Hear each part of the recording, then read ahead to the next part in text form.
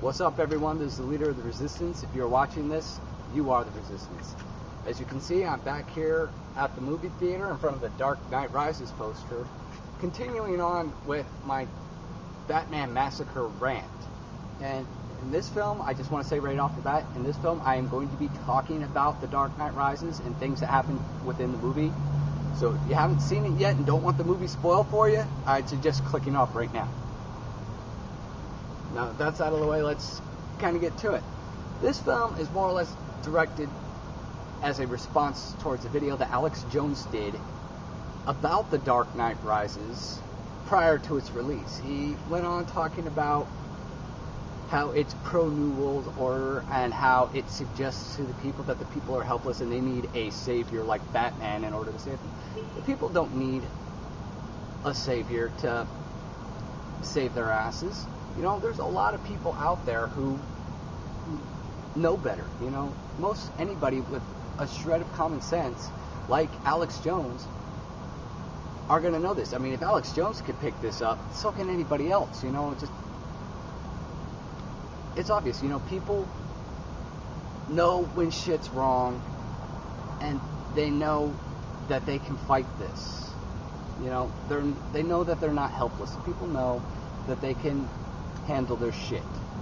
And Alex Jones also went on to talk about how it's New World Order suggestive, like the League of Shadows. You know, that's kind of a New World Order thing in itself. You know, a group that's totally secret, hell-bent on policing the world, as it were. You know, they're the solution and we're the problem kind of aspect. You know, he even suggested that the villains in the movies are associated with the people. You know, like the New World Order views us as terrorists and wants us to believe that not only are we the terrorists, but we're powerless to be stopped. Well, one, we're not the terrorists, and two, we can't be stopped. You know, we are not Jokers or Penguins or Banes or Ra's al Ghuls or any of that shit. You know, it's movies. People can discern fiction from reality.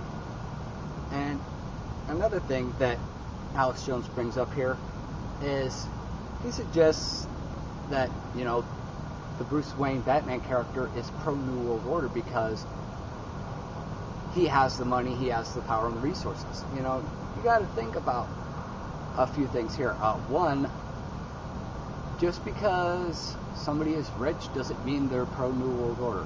A lot of people out there, and I know several as a fact, that have a lot of money who combat the New World Order. So that's just stereotyping right there. Plus Alex, you know that guy's got money up the ass, you know, with his radio show, websites, merchandise, and everything else he's got. You know he's not hurting for cash. So for him to imply that every rich person is New World Order is just the pot calling the kettle black. You know, that's kind of wrong. But you know, back to the movie. You know, Alex brought up the spy device in the Dark Knight, the second installment. You know, where they had the cell phone device that allowed them to watch the entire city and map the entire city on the cell phones. You know, granted, yeah, that's vintage New World Order spy shit, but that doesn't mean it's pro-New World Order. In fact, at the end, during that whole thing, the character Lucius Fox said this is too much power for any one man. It's unethical. It's wrong. Nobody should have this kind of power. And so long as this thing's going to be here at Wayne Enterprises, I'm out. And Batman told him, hey, after you're done helping me, type in your name. And at the end of the movie, he typed in his name, and the machine shorted out and was useless, never to be used again. So, you know, that's just another thing right there. Plus, moving on to the Dark Knight Rises, and even just the franchise as a whole, Alex Jones suggested that these movies suggest that people need a hero, that they have to have somebody behind them. Yeah, a lot of people would like people behind them, like, say, Martin Luther King. You know, he helped you know, bring liberty to the African American people and people who weren't white. So, you know, in some respects, that's a good thing. But, you know, it wasn't just him that did it. It was the people who got behind him and pushed this movement. It was the people who ushered in the change, not just one man. So that's kind of an unfair statement for even the New World Order to suggest that the people can't usher in change, because we've done it countless times throughout history.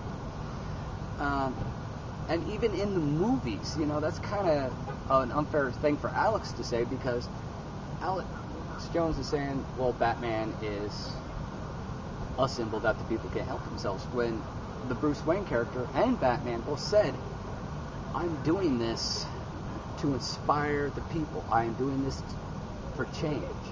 And he said that in all three movies. And in the second one, he's talking to a regular guy, you know, fucking the district attorney, who's saying, look, you're a regular guy. You're the symbol of hope I could never be. You know, this guy didn't have a Batman suit. He didn't go out beating the shit out of people. You know, he was a regular guy using the law to change the city.